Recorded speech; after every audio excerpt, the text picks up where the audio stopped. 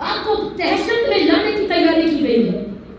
और आज सुबह की घटना बता रही हूं। जो लोग कहते हैं ना आतंक का कोई वजह नहीं होता, मैंने सुबह एक वीडियो लगाई, कुछ प्रश्न किए, तो मेरे को रिप्लाई आया तुमने तो कलमा याद कर लिया।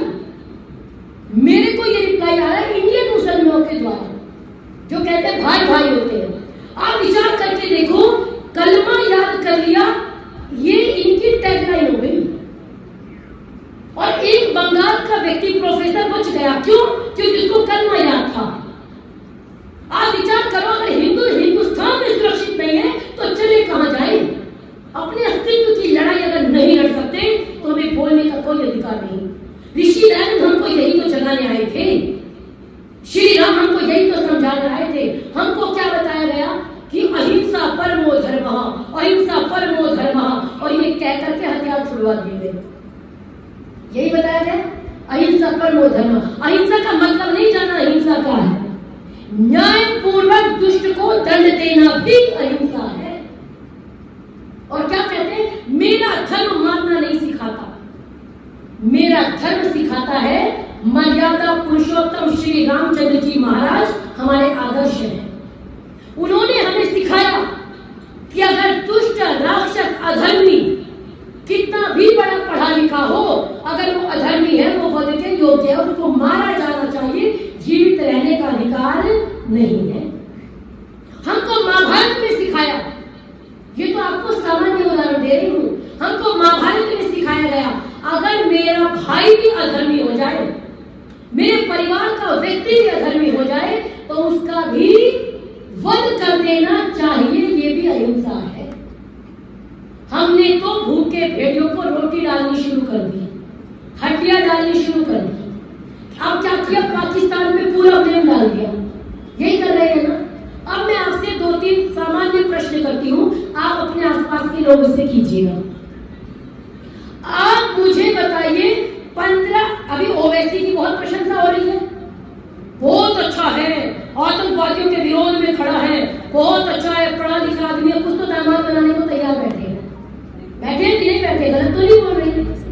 लेकिन अब मैं ये जानना चाहती हूं कि चलिए ये सारी गलती पाकिस्तान की, लेकिन ओवैसी के छोटे भाई ने कहा था 15 मिनट के लिए बोल लीजिए पुलिस हटा दीजिए, यही बोला था ना हमको।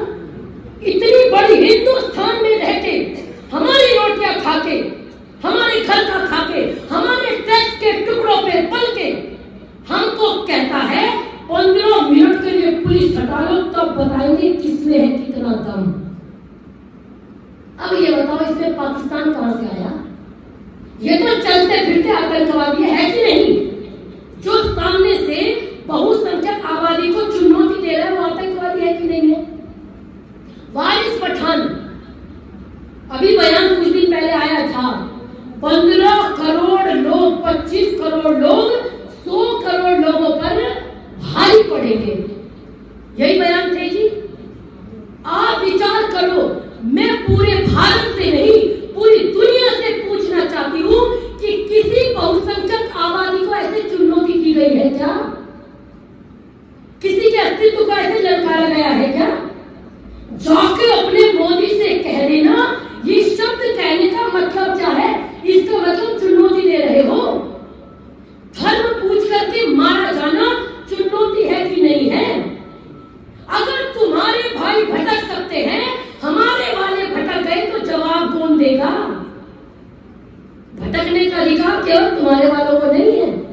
और मैं कहती हूं, अगर हमारे वाले भटके तो तुम्हारे वाले से खतरनाक होंगे, क्योंकि हम राम जी के वंशज हैं, क्योंकि हम कृष्ण जी के वंशज हैं, क्योंकि हम छत्रपति शिवाजी महाराज के वंशज हैं, हम महाराणा प्रताप के वंशज हैं, हम औरंगजेब के सामने नहीं हटे जो प्रतिदिन जनेऊ तोड़ता था, हम अकबर से नहीं डरे, हम शाहजहां से नहीं डरे, हम तुम्हारे मुगलों के नाक में चले चबा दिए।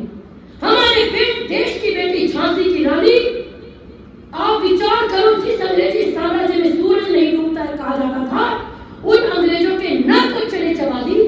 आपको लगता है हमारे वाला भटक जाए तो झेल कैसे पाओगे? और भटका हम नहीं रहे हैं। आप कहोगे कि भड़काऊ नहीं है। मेरे घर आकर के मैं सामान्य सा प्रश्न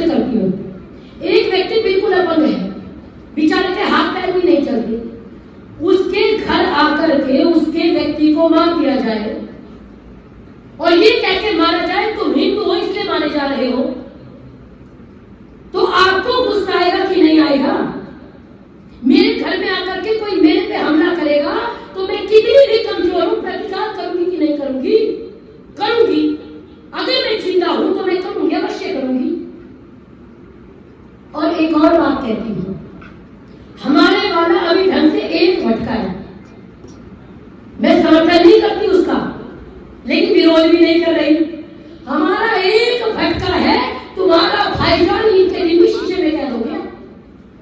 हमारा एक भटका है, तुम्हारे भाईजान को गाड़ी में निकलते भी डर लग रहा है। हमारा एक भटका है, तुम्हारा भाईजान बिग बॉस में आते हुए कर करता है।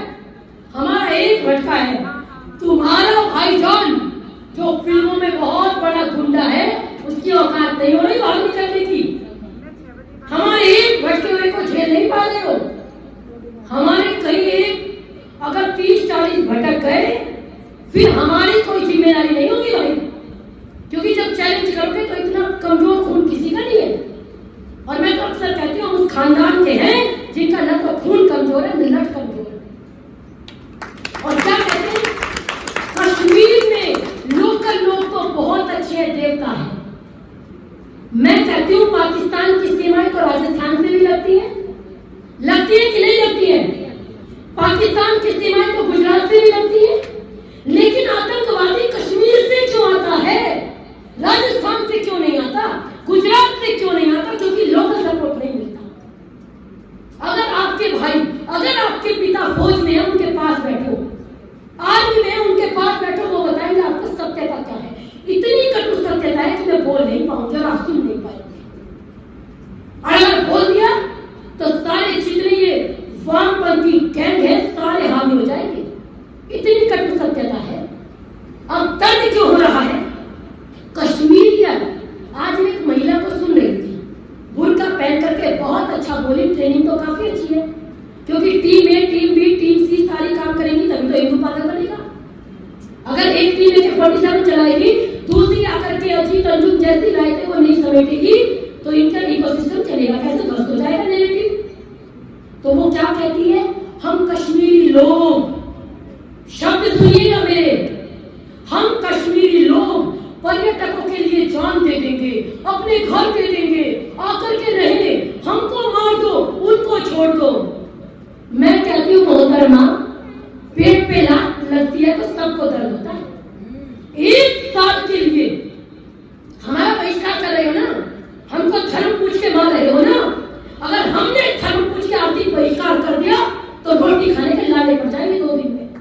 पूरे भारत में रोटी नहीं मिलेगी तुमको। और रही कश्मीर की बात, जो ये हिंदुओं को धर्म पूछ के मार रहे हो, हाँ अभी लंदन में आज मैंने वीडियो देखी, कम से कम मुझे ये प्रसन्नता है कि हमारा हिंदू समाज हमारे कारण नहीं, लेकिन उनके सब कारण तो जाग रहा है। नीचता देखिए, मानवता की हत्या कैसे करते हैं। आप लड़ोगे कैसे उनसे? इतनी नीचता पे उतर नहीं सकते हम। लंदन के अंदर हमारे हिंदू भाई पोस्टर लेकर के गए कि हम हिंदू हैं।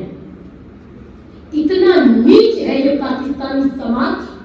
पाकिस्तानी समाज इसलिए कह रही हूं कि समाज में समाज आता है, आप समझ जाइए। लंदन के अंदर अभिनंदन का पोस्टर लगाया। अभिनंदन कौन? इनका ऑफिशियल वीजा, जो पाकिस्तान में जाके लड़ करके भी आया।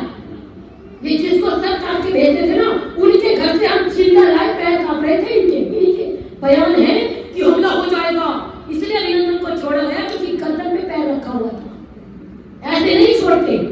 याद रखिए, दुनिया पहलवानों को शीश झुकाती है, जो निर्बल है, कमजोर है, चांद उसी की पीटी जाती है। इन्होंने जाकर के लंदन में अभिनंदन का पोस्टर लगाया और क्या कह रहे हैं, चाय फ्री है।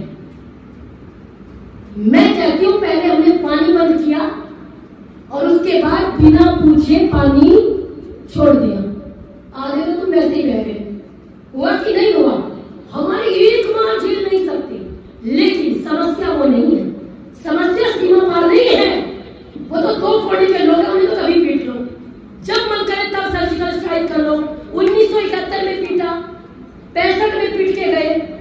हम तो उनको जब मन करता है तब पीट लो। वो इतने खत्म आदमी है, वो तो भिखारी है।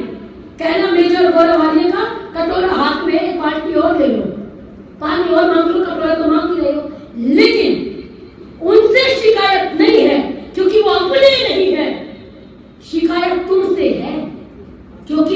आस्तीन के सांप हो। हौसला कितना भी हो, हम जंग हारे जाएंगे जब तक आस्तीनों के